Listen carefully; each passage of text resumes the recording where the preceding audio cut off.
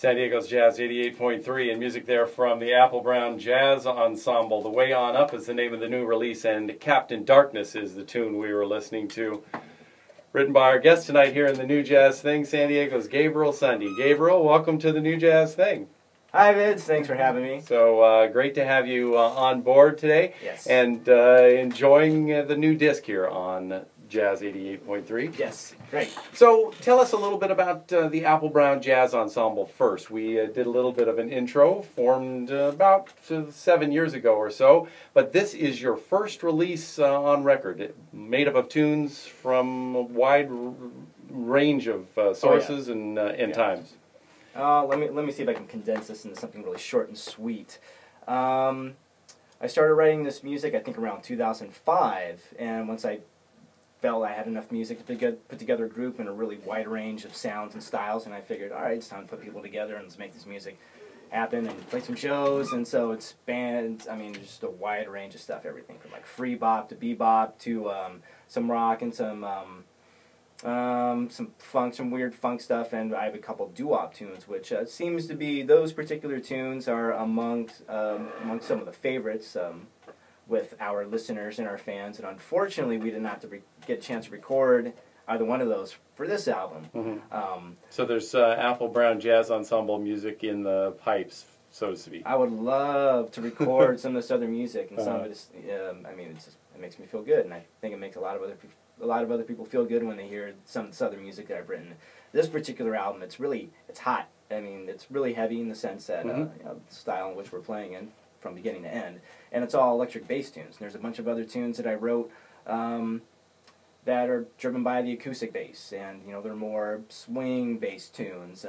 But yeah, this recording session we set up, we only had one day to do it, so I figured, all right, we're just going to do all the electric bass tunes, and hopefully, I'm thinking, we're going to get another dance so we can record the rest. But that never happened. So this is how it came out. The Way On Up, it's, you know, it's more it's the heavier side of Applebrown, the electric bass driven tunes, and a little less swing. Actually, I don't think there's really any. There's like maybe like one tune in there where it's kind of like a shuffle. And then there's Wild Apple, which is actually, Wild Apple is supposed to be maybe like a 20-minute song, but I think that was the last thing we recorded in the session, so I wanted to do the abbreviated version. So that tune ended up only being like 3 minutes long, but that's one of our free bop tunes, but we just condensed it and let the rhythm section just have at it and just duke it out.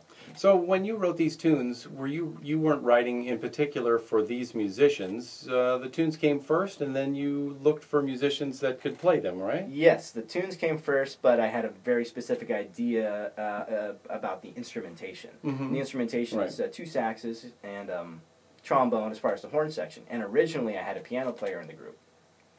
That was Nazo Zakak, who used to play piano in the band, and then when he had to leave, I didn't know what to do, so then I started rearranging some of the tunes for guitar, you know, in the rhythm section in lieu of a piano player. So yeah, basically the music came first, and I just tried to find the right kind of musicians who could, you know, who have, you know, the right set of skills, the right tool set. You know, they can play jazz, they can play rock, they can play funk, they can improvise, they can read, you know, all that good stuff. Right. So people may know you here in town from your work with the Style Tones, which is a pretty popular band here. Yes. Plays a lot around, and that swinging, hard-driving style you can hear a lot in that band also that you hear here. Although this is, you know, much more jazzy, improvised, and as we heard on Captain Darkness, a little bit darker. Yeah, yeah, and I love that music. I love playing with the Style Tones, as well as other bands that I play with in San Diego, like play with Two Wolves, Afro Truco. When the guys from Cuba are in town, Los Hermanos Sarango, play with them, and you know, I love playing all that kind of music, but really I don't think a lot of people knows about me, but I'm a metal fan. I mean, that's really my main love as far as in the musical world, and that's where I grew up listening to. And then I think some other things came along, and then jazz really kind of gripped me, and you know, I really became unbelievably infatuated with the music. But still, I like playing music. I like listening to music that's a little heavier. You know, that's kind of like my first love. You know, in music was, you know, listening to something big. Thrash metal, speed metal bands growing up, and it's still the same way with me. I probably listen to more of that stuff than I do jazz, oftentimes. But so, have you had what has been your path toward blending that metal like that you have with the baritone sax? I really don't try. I just try to play what feels right, what Right. comes out naturally. I don't want it to be contrived. I'm not trying to do anything clever. I just really want to play music and write music that I'm feeling, hearing, stuff that makes me move in a certain way. Whether it be one of my doo-wop tunes that I've written and arranged for Applebrown Jazz Ensemble, or if it's something like which is one of the tracks, so hopefully we'll get to play in its entirety in a little bit. And that's definitely a little more on the heavier side as far as music that I specifically wrote for this group, or rearranged for this group. I think I actually wrote that tune before I assembled the ensemble. Right. And so then, is this a band, the Applebrown Jazz Ensemble, a band that plays around town, or is that something that you just haven't been able to do much? Well, once we recorded this, we actually did a group of shows, a few shows at the end of 2012. We did a show at Lestat's, we did a show at Claire de Lune, we did a show at Bar Pink, and then we were just kind of breaking into tunes to get ready for the recording. And then once the recording was done, I didn't want to book any more shows until I completed the recording, because I've really been trying for years to get some of this music recorded. Right. And that was my main goal, was to get the album out, get it completed, and then once it was finished, then I could put everyone back together again and hopefully go out and play some shows. And it looks like that I'm actually going to have to secure some different musicians, because the drummer who recorded on this album, he's out of town, he's sailing the seven seas, deep sea fishing or something. Why don't you run through who the artists on this? So on this particular disc, you're just talking about the drummer. We don't need to talk about myself anymore. But the tenor saxophone player, a friend of mine by the name of Peter August, who I think it was last year, he actually moved up to LA, and I believe he's going to be moving further up north, and so unfortunately he wasn't able to participate in the band any longer. And then there's Andy Geib, another good friend of mine who played trombone. And who else we have? We have Nathan Jarrell on guitar, Harley Maxino on the bass, and David Picheta on drums. All right, well, let's play a little bit more music, and then I'd like to talk a little bit about your own musical history and where you came from. We talked a little bit about metal, and I'd like to see where jazz came into that too. And so, but let's talk a little bit about the next tune we're going to play something from. It's called The Silver Saddle. Tell us a little bit about this. Yes, The Silver Saddle. I actually wrote this tune maybe, 15 years ago or so. I think I was maybe 21 or 22 at the time. And I used to play in the San Diego Youth Swing Band when I was about 19, 20 years old, and I was directed by Dan Terry. And we were playing at the, I think it was the Lionel Hampton Jazz Festival in Idaho, in Moscow. And we were staying in this small podunk little town called Potlatch. And there were two bars in this little town. One was called the Wagon Wheel, and the other one was called the Silver Saddle. And I actually wrote this tune not too long after that for a band that I used to play in called Bus Ride. But that tune never got recorded, and I just really liked the song, and I eventually, got around to rearranging it, so the Applebrown Jazz Ensemble was able to play it, and we recorded it, and it takes me back to that time in my life where I was a little younger and a little more adventurous, and it's kind of just dedicated to that time of my life, and dedicated to that one particular time where we all got to travel to Idaho and play at this festival, and excellent. And stay at the Silver Saddle. Or wait, and hang out at the Silver Saddle. Yeah, we hung out. We actually were staying in this bed and breakfast kind of place. It was in the room that we were all sleeping kind of looked like it used to be a gymnasium or something. But across the street was the Silver Saddle. Excellent. That's where we spent some of our free time. We're chatting with Gabriel Sundy, the baritone saxophonist and leader of the Applebrown Jazz Ensemble. Their new disc is called The Way On Up, and this is The Silver Saddle. It's all about the new on the New Jazz Thing, Jazz 88.3.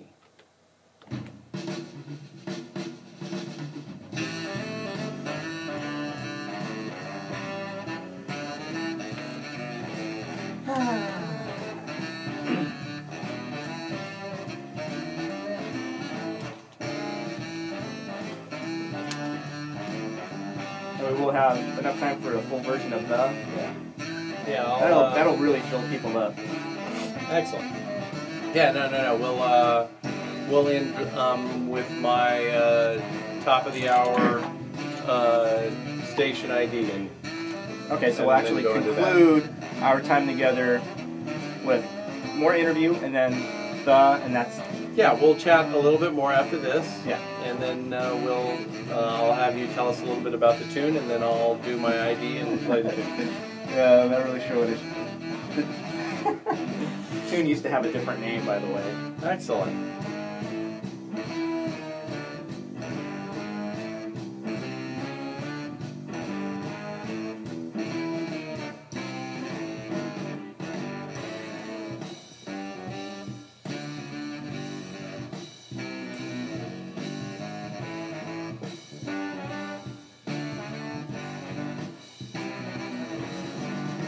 Oh yeah, and I got to tell people where they can find the disc. We will definitely get to that, that's for sure.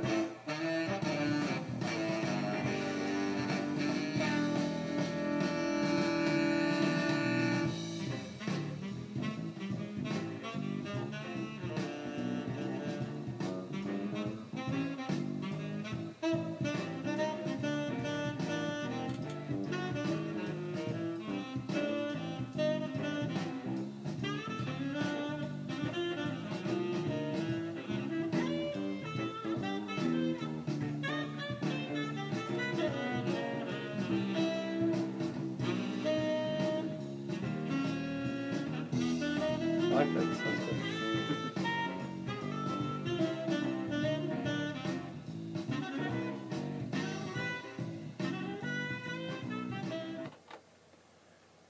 San Diego's Jazz 88.3 and music from the way on up. From the Applebrown Jazz Ensemble, the tune The Silver Saddle. Our guest this evening on the New Jazz Thing is the baritone saxophonist and composer of the tunes and producer of the album, Gabriel Sundy. Gabriel, thanks for hanging out with us tonight on the New Jazz Thing. Yeah, once again, thanks for having me, Vince. So tell us a little bit about your history in jazz. How did you first get exposed to jazz music? I was probably about 15. I can't remember exactly how this took place, but there was this guy my mom was seeing at the time. They eventually got married, but when they first started, I remember when they first started seeing each other, he wasn't always at my place or the house that me, my mom, my brother, and sister lived in. But he spent a lot of time there, and he had a lot of records, a lot of jazz records, and I just took it upon myself to start sifting through them. And that was after I started playing saxophone. I started playing saxophone when I was about 15, mainly inspired by a lot of the music that I saw in the underground music scene when I was growing up. Some of the stuff that I was almost too young to see, you know. And mostly, I'm talking about mostly shows that took place at Soma when I was down on Union Street, and we had a lot of funk, a lot of ska bands, a lot of just different types of bands. You know, of course, there was a band called Creedle back in those days that kind of did like this fancy, nasty fusion of art rock and just all sorts of weirdness. I mean, just beautiful stuff, and it's amazing because I ended up, when they reformed several years ago, did some reunion shows, I ended up joining the band, taking Chimmy's place. Chimmy used to be the guy who played saxophone in that band. That must have been pretty cool. Yeah, that was amazing. It was such a great experience, and I loved playing music with those guys. And so there was that, and then so I got really excited about playing saxophone, so I was just kind of trying to figure out everything I could about what kind of music is out there, what has saxophone in it. So I ended up listening to some stuff that I probably wouldn't say, I would never admit that I ever listened to it. But that's when I was going through Tony's records, and I discovered, you know, some Thelonious Monk, Jerry Mulligan, Charlie Parker. But, you know, I remember, I still have this cassette tape from, you know, over 20 years ago, the soundtrack for Bird, and I think, you know, Charles McPherson is actually playing some of the stuff on it. So, and, you know, of course, Miles Davis. So I'm basically just going through my mom's boyfriend's records, you know, my mom's boyfriend at the time, and that was really, I think, what kind of pushed me in that direction. That's where I really discovered what jazz really was and what it could be. Right. And of course, you know, having seen things on TV, I remember, I forget what channel it was, but I remember seeing like specials on Lionel Hampton, or, you know, catching something like Straight No Chaser, you know, Monk documentary. Right. And probably PBS or something like that. It could have or been Arts Network. Or yeah, we're talking over 20 years ago. Right. But that's like. So then you're a composer too, and that's a very unique thing to do, especially if you're composing in the jazz or instrumental vein. How did you start composing? I don't know. I just have ideas, and I want to hear those ideas. I don't really feel like they're just something. They're not tunes I just need to write for myself and just kind of push aside, you know, some sort of intellectual exercise. I actually kind of just need to bring them to life. And I don't know. I just remember always having ideas, always composing music, even if it was just little riffs. I remember when I was 18 or 19, I was playing with this other group, this band up in LA, and I was starting to write songs for the band, trying to teach them these tunes and, you know, write horn arrangements. So that began, you know, my late teens, where I really got interested in presenting people my ideas instead of just being one of the players in the band. Right. Did you study composition? A little bit. I actually was composing a long time before I seriously studied music in any kind of institution. But when I went to, I went to San Diego State, both for my bachelor's and master's degrees. I went back, and when I went back for my master's, I really wanted to study with Rick. You know, I kind of wanted to... Rick Helzer. Yeah, Rick, right? Rick Helzer. Mm-hmm. Rick Helzer, yes. Amazing man, by the way. Yeah. I love that guy. He's been here on the New Jazz thing. He's a real good guy. Yeah, I love that guy. And so I was able to spend some private time with him, you know, some private instruction so he can assist me, you know, kind of just answer the whatever questions I had about arranging and composing, because he has a very different approach to writing music than I do. So I always love picking people's brains as far as their process and what they hear. But I wasn't necessarily a composition major. I was actually a jazz studies major. But I think the people who know me in the department, they know I spent a lot of time writing music and doing weird arrangements. And fortunately, I had Rick Helzer as one of my teachers for one of the ensembles I played in, and I was able to conduct some experiments. Wrote this ridiculous piece of music called Tales from the Land of Blissful Ignorance. I don't really want to go into the origin of the piece, because we'll be here for a while, or the prose that I wrote for that particular piece, which was actually sung or vocalized by Leonard Patton. Nice. Yeah. Because Leonard's a great guy, and I'm really glad that I got to go to San Diego State at the same time as him, because I don't think we knew each other before that, and I really got to meet a lot of cool people, a lot of great musicians, and it was definitely a good experience. Excellent. Well, so tell us about where people can learn more about you and pick up the disc. Yes. So where are you on the internet? I am on the internet, and one of the places you can find me is GabrielSundy.com. So spell that for folks. All right. It's Gabriel, and not to be confused with the day. My last name is Sundy, and it's just like the day without the A. Nice. There you go. GabrielSundy.com is where you can pick that up. We're going to finish things up here with the tune The. So tell us a little bit about the tune. I really don't know what to say, except, I mean, it used to have a different name. Those of you who've heard this music before know what some of these songs used to be called. I usually don't change song titles too often, but it used to be called Beaver Fever. And I really don't know how to describe, you know, what I was feeling when I wrote it without being too vulgar. But I figured, you know, I'd fudge around the title a little bit, make it a little more mysterious, and maybe actually make people take it a little more seriously, and they see a song called Beaver Fever and they listen to it, like, what the hell is this? But yeah, that title was a little bit too silly for the way the song actually feels, but there was something behind it when I was actually composing it. Beaver Fever felt right at the time, but you know, that was a long time ago, and I kind of wanted to freshen it up, you know, as I was releasing, you know, this album. It took me years to put together. So in the studio, when they were recording this, was it called Beaver Fever? No, I can't remember. There was another name that was kind of swimming around my head, and I definitely can't say that one on the air. All right. I got it. I think I got it. Well, Gabriel, it's been great talking to you. Fantastic release. Congratulations on getting the disc out finally, and look forward to potentially having some dates where this music can be heard live. Yeah, absolutely. And I'm sure you'll let people know out on your website, and if you do, send something our way, and we'll let people know too. Yeah, absolutely. Yeah, thanks a lot, Vince, for having me, and I really appreciate everybody for tuning in. Gabriel Sundy here on the New Jazz Thing, and we're going to close things out here with music from the Applebrown Jazz Ensemble. The new disc is called The Way On Up, and this is the tune The. KSDS San Diego, KSDS HD1, and Jazz88.org independently programmed because of listeners like you. This is the New Jazz Thing on Jazz 88.3.